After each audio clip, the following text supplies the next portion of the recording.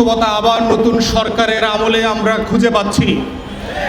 বাংলাদেশের গত সরকারি দল যারা ছিলেন, 17 বছরের আওয়ামী ফ্যাসিবাদ কায়েম করে যাদেরকে পালাতে হয়েছিল, আমরা ধারণা করেছিলাম যাদের কারণে পালিয়েছেন, যেই দেশে পালিয়েছেন এবং আগামীতেও যাদের পালানো লাগতে পারে, তাদের ভিতরে কোনো শিক্ষার সম্পর্ক দেখতে পাচ্ছি না।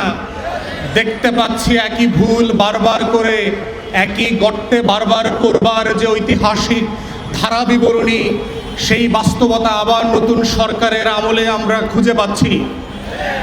বাংলাদেশের জনগণকে বোঝা দরকার, আজকে সীমান্ত হত্যা, পুশিনের নামে যা যা চলছে, অথবা বাংলাদেশি একজন প্রতিমন্ত্রীর মর্যাদায় উপদেষ্টাকে যে ব্যবহার এবং হেনস্থা করা হয়েছে, এটা নতুন কোনো ঘটনা না।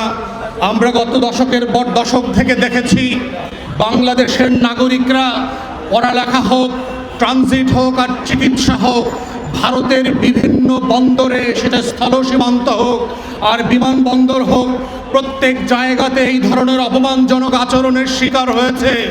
শুধুমাত্র এবার জানতে পেরেছেন কারণ বাংলাদেশের পতাকাবাহী একজন ব্যক্তিকে এই অসম্মান করে ফেরত পাঠানো হয়েছে বলে। আমরা বাংলাদেশের বর্তমান সরকার এবং ভারতবর্ষ যারা শাসন করছেন, আপনাদেরকে স্মরণ করিয়ে দিতে চাই, আপনাদের দালাল দাস আওয়ামী ফ্যাসিবাদ বাংলাদেশে ফিরবে না। বাংলাদেশ বদলে গেছে, দাসত্বের শৃঙ্খল এই দেশের মানুষ ভেঙে ফেলেছে, সেই দাসত্ব আর ফিরবে না।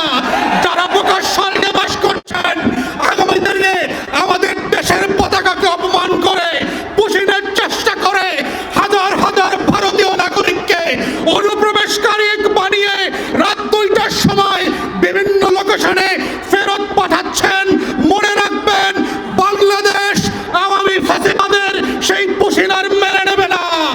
সীমান্ত হত্যার নামে যা শুরু করেছেন, এই সীমান্ত হত্যা যদি বন্ধ না করেন, বিজিবির সদস্যদের আচরণ থেকে যদি না শেখেন, সীমান্তবর্তী বাংলাদেশি নাগরিকদের অ্যাটিটিউড থেকে যদি না শেখেন, তাহলে প্রকাশ্যে বাস করছেন দিল্লির আধিপত্যবাদ আমরা ত্রয়োদশ সংসদে মেনে নেই নাই, 13-14 সেঞ্চুরিতে মেনে নেই নাই। বাংলার শাসকদের, দিল্লির শাসকদের পরাজিত করবার ইতিহাস আছে। শিক্ষা নিয়ে ব্যবস্থা নেন, আপনার ফরেন পলিসি চেঞ্জ করেন।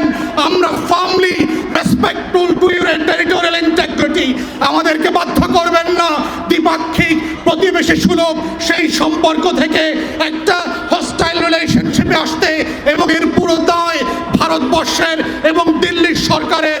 বাংলাদেশ সরকারকে বলবো, চোখে চোখ রেখে কথা বলেন। বাংলাদেশ এক নতুন সীমান্ত প্রহরী জাতি আকারে আবির্ভূত হয়েছে। নত জানো পররাষ্ট্রনীতির কোনো প্রয়োজন আর পড়বে না। আসেন, আপনারা যতদিন সাহসীভাবে ভূমিকা রাখবেন, বাংলাদেশের প্রত্যেকটা নাগরিক 11 দল হোক আর 11 দলের বাইরে হোক, আমরা আপনাদের পাশে থাকবো লাল সবুজের পতাকাকে পাহারা দেওয়ার জন্য। সেই আহ্বান রেখে আমার বক্তব্য এখানেই শেষ করছি। আসসালামু আলাইকুম।